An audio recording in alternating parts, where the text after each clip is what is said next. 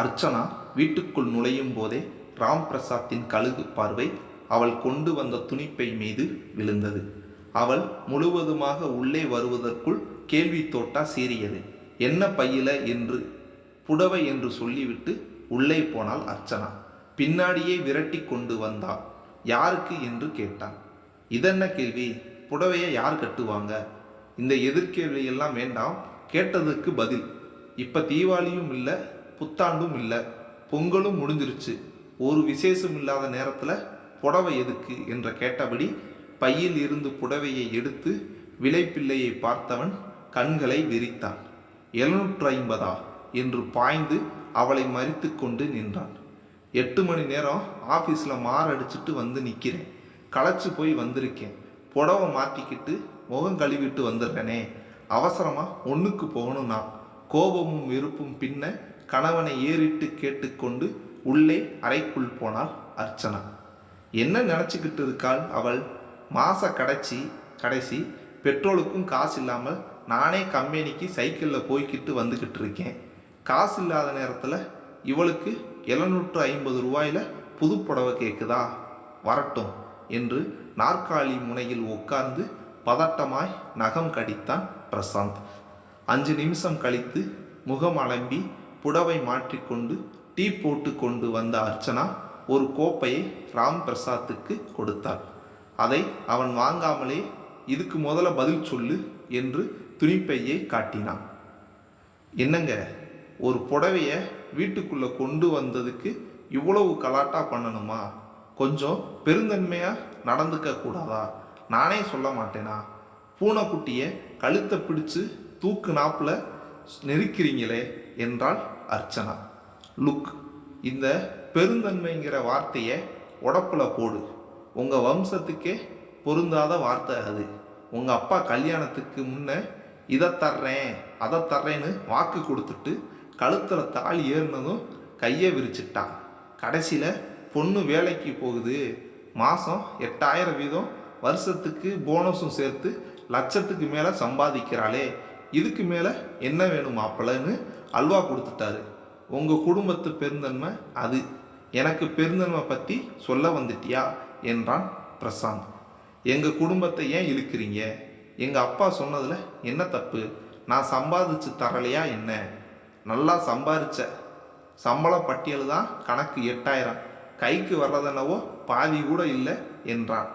மீதியை நான் விழுங்குறேனா அல்லது எங்கள் குடும்பத்துக்கு அனுப்புகிறேனா?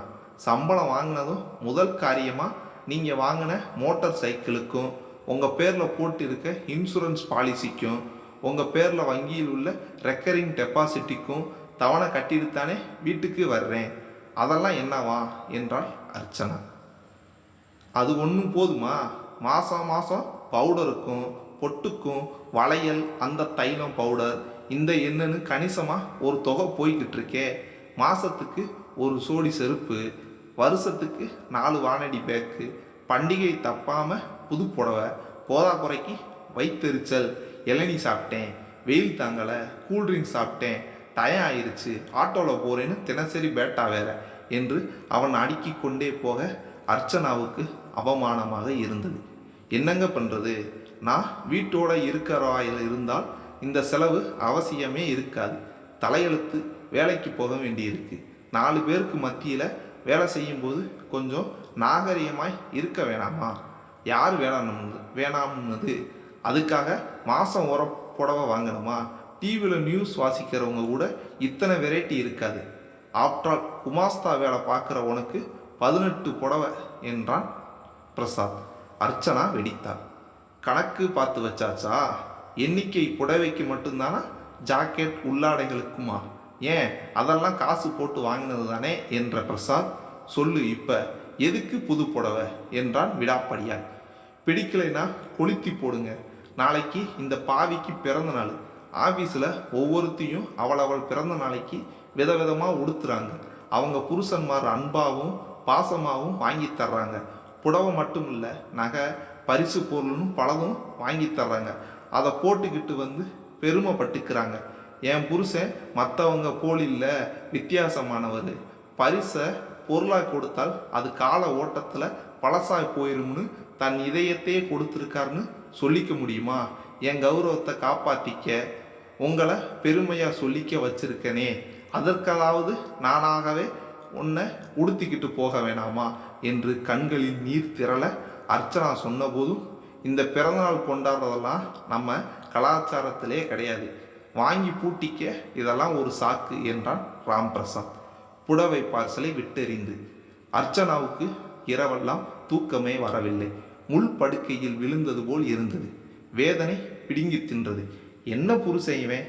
கல்லுக்குள்ளும் ஈரம் இருக்கும், மரத்திலும் நெகிழ்வு இருக்கும். இவன் வறண்டு வெடித்த பாளையாய் எரிமலை கரியாய் இருக்கிறானே.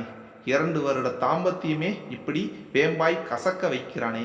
மனைவியின் பிறந்தாளை நினைவில் வைத்து கொள்ளாத கல் நெஞ்சேன். தன் கையால் புடவை வேண்டாம், ஒரு முழம் பூ கூட வாங்கி தந்து அறியாதவன். மனைவிதானே, ஒரு புடவை ஆசைப்பட்டு கூட அல்ல, அவசியத்தை முன்னிட்டு ஒரு புடவை வாங்கி வந்தால் கொஞ்சம் கூட புரிந்து கொள்ளாமல் இங்கீதமின்றி பேசுபவனை என்ன செய்ய?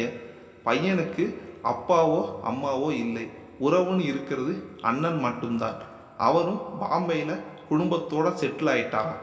புகுந்த வீட்டில் உனக்கு ஒரு தொல்லையும் இருக்காது என்று தப்பு கணக்கு போட்ட அப்பாவை இப்போது கட்டி வைத்து கேள்வி கேட்கணும் போல் இருந்தது அர்ச்சனாவுக்கு.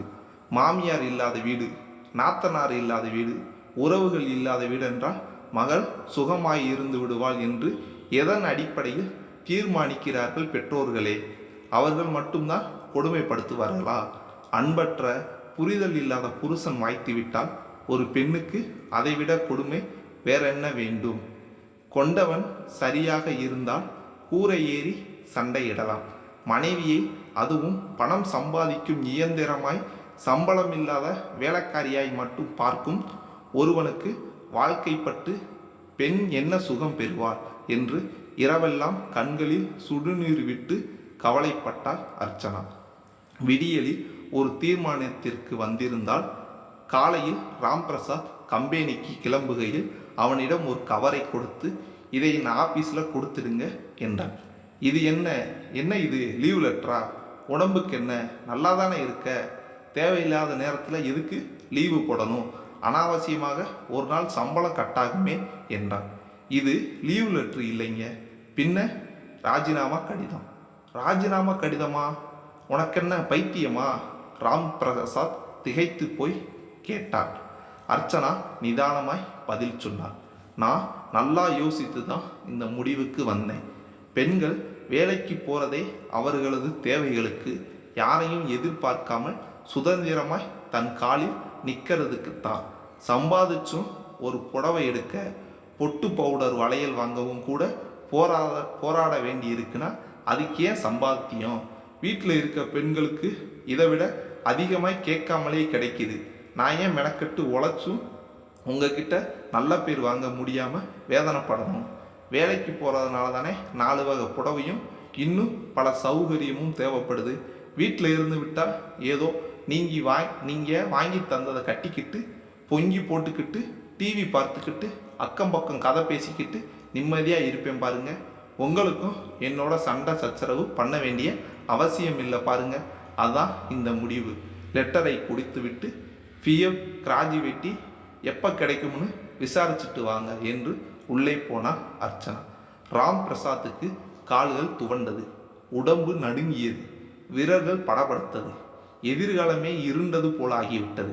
அவள் மட்டும் வேலைக்கு போகாவிட்டால் இன்சூரன்ஸ் தவணை, பைக் வாங்கின தவணை, வங்கி தவணை, பிளாட் வாங்க போட்டிருக்கும் திட்டம், மேலும் அன்றாட செலவுக்கு பணம், என் ஒற்றை சம்பள எந்த மூளைக்கு காணும்? கடவுளை, இதென்ன விபரீதம்? சைக்கிளை போட்டுவிட்டு அர்ச்சனா ப்ளீஸ், இதென்ன அபத்தமான முடிவு? ஆஃப்டர் ஒரு புடவை பிரச்சனைக்கு இவ்வளவு கோவப்படணுமா? நான் ஏதாவது தப்பாக சொல்லியிருந்தால் மன்னிக்க கூடாதா? நானே இன்னைக்கு இன்னொரு புடவை எடுத்து தரலாம்னு இருந்தேன் தெரியுமா? அர்ச்சனா, அர்ச்சுக்கண்ணு என்று கெஞ்சிக்கொண்டு வீட்டுக்குள் ஓடினான் ராம் பிரசாத்.